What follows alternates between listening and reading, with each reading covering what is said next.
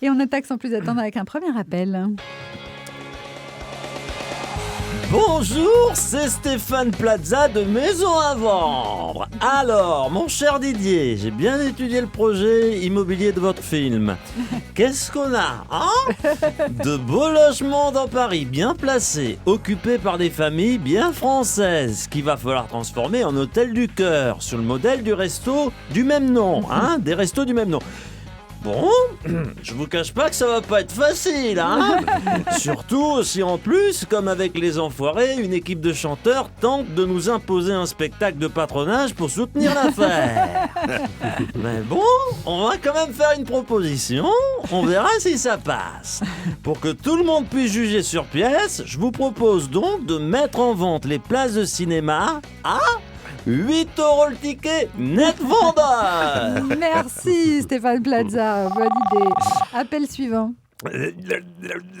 Bonjour, n'est-ce pas c'est Jean-Marie Le Pen, n'est-ce pas vieux monsieur honteusement spolié par la félonie galopante d'une rejetonne ingrate, n'est-ce pas mais qui, je dois le dire, grâce au film de votre invité, a retrouvé un moral de jeune homme.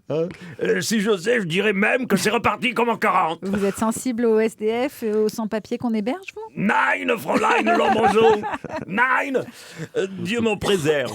En revanche, je suis sensible à ce rôle de concierge patriote, prompt à les dénoncer à la police, et dont le chat empaillé se prénomme à ma grande fierté Jean-Marie.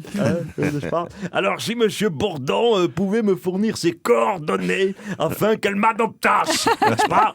Je saurais m'en souvenir. Si besoin, je pourrais même supplanter sa sonnerie portable à chanter à tue-tête « Maréchal, nous voilà devant toi, l'ennemi de la France !» oui. Merci Jean-Marie Le Pen. Jean-Luc Mélenchon nous rejoint maintenant. Oui, salut camarade Didier. Enfin, façon de parler, parce qu'au fond de moi, je ne sais même plus si j'ai encore la force de t'appeler camarade. Fini le grand soir, la révolution et la lutte des classes. Après les élections régionales, j'ai le marteau en berne et la faucille bonne pour la casse. Tout fout le camp et Mélenchon avec. Vous ferez pas un petit coup de déprime, vous, par hasard ? C'est rien de le dire. Et malheureusement, c'est pas le film de votre invité qui va me remonter le moral. Parce qu'au royaume de Hollande, le grand partage connasse, c'est le grand partage du chômage, des impôts et de la précarité. Alors la lutte finale, vous êtes bien gentil, mais elle se fera sans moi. Le Mélenchon aujourd'hui, il est comme l'économie française, exsangue. Et comme votre invité, il a le bourdon. Courage, monsieur Mélenchon. Et merci Thierry Garcia. Il faudra chanter... Non. Et on termine avec un dernier appel alors. Un dernier appel, oui. Bienvenue. Je dis bienvenue, c'est Julien Lepers. Dans Question pour un chômeur. Je rappelle que nous jouons pour un abonnement d'1 an au Resto du Cœur, ainsi que pour une tante Quechua et son sac de couchage assorti, offert par le Secours catholique. Tout de suite. Un indice, chez vous. Où suis-je ? Top. Contrairement à votre invité, je ne suis pas un inconnu et pourtant je me suis fait connaître en interrogeant des inconnus.